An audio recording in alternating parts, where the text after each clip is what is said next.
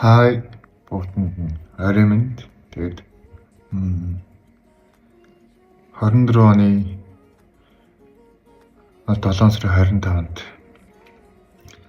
3 цаг 50 минутанд миний амьдрал оронгоор өөрчлөгдсөн өдөр. Найз би ингээд 1 секунд л болсон. Хийх мэдэхгүй байна. Тэгээд жижигхэн юм машин дээр доор иртээ. Тэгээд найз орилсон. Яаж байгаа бэ? Сумья пэ гэл.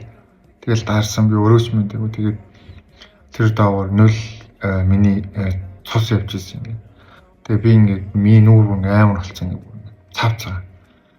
Тэгээд ажлын хоёр ах эмнэлгийн машин иртэл тэрийг задлаад миний гарыг авч гаргаж ирсэн. Тэгээд уутан дотор игээд эмнэлгийн машин дотор суугаад явж явах тэр мэдрэмж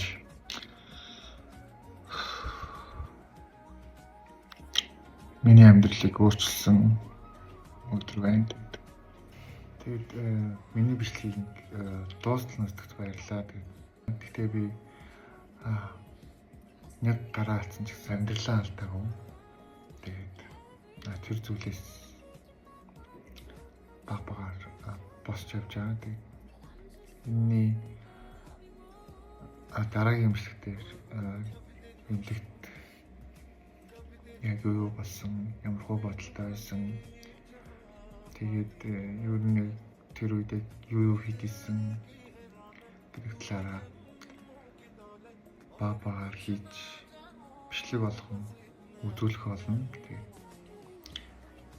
баярлалаа та нартай. Өнөөдөр сайхан амар цагаарай. Мондог шүү.